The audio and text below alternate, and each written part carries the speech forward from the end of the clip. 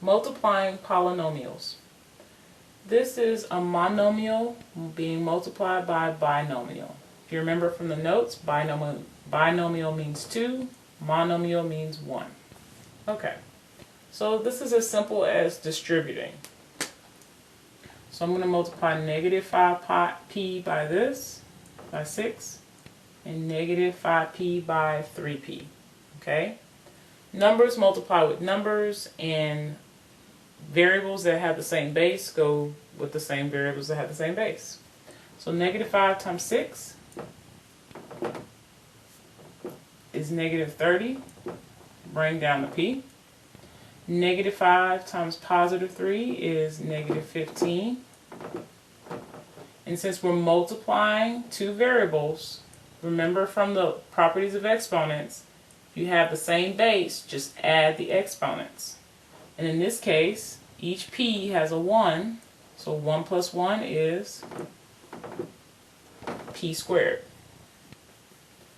Problem number 2, same thing. You're just going to distribute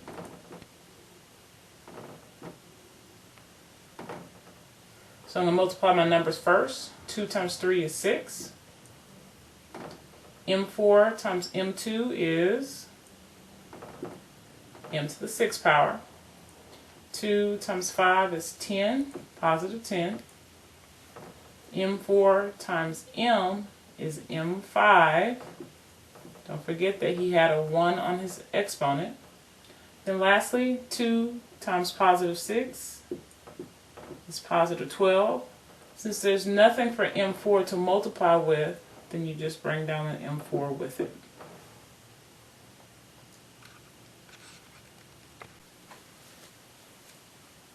Here's another problem for multiplying polynomials.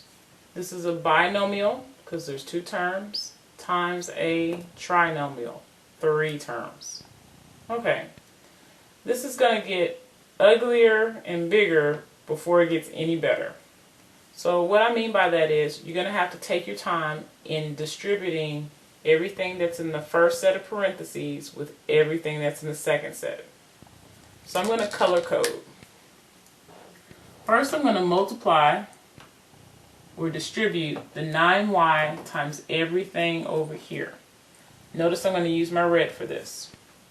Just like on the last 2 examples, 9 times 8 is 72, and y times y squared is y to the 3rd power. Okay? 9y times negative 6y, 9 times negative 6 is negative 54, and y times y is y squared. Last thing that multiply, 9y times positive 1 is just positive 9y. Okay, so we got through that part. Now we have to go back and multiply a second time for the second term, negative 2 times each term in the second set of parentheses. I'm going to make this one blue. So we have negative 2 times 8y squared, which is negative 16y squared. I'm not going to write negative 16y squared under here because this has a y to the 3rd power. I'm actually going to line him up with his like term.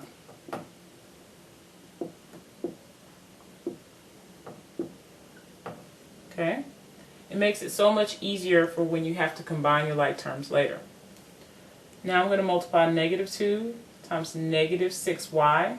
2 negatives make a positive, and this is going to be positive 12y. Lastly, negative 2 times positive 1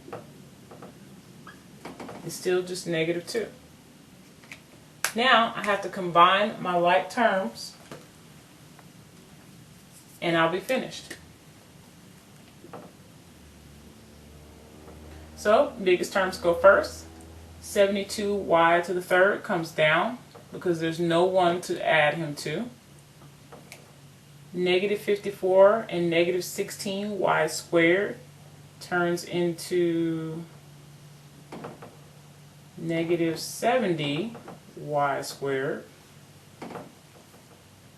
9 plus 12 is positive 21y.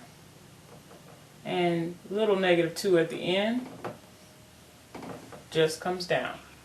So in multiplying, what we started with up here turned into all of this.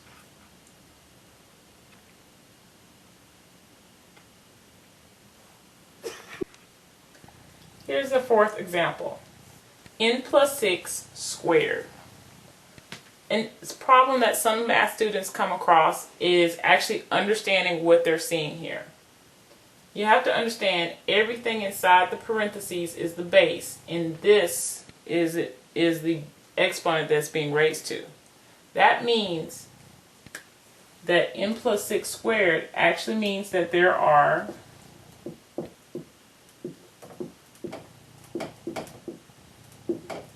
two n plus 6.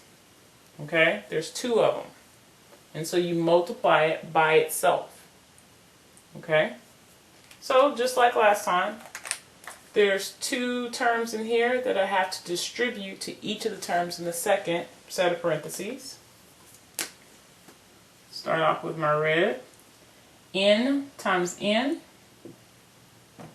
is n squared. N times 6 is positive 6n. So far so good? Next I'm going to switch to my second term in my first parentheses. It's positive 6. Positive 6 times n is positive 6n again. I can write it off to the side, but I'm going to choose to write it right underneath the one it matches. It's like term. Lastly, positive 6 times positive 6 is 36. And now all I have to do is add up my like terms to get my final answer. N squared drops down. 6n plus 6n is 12n.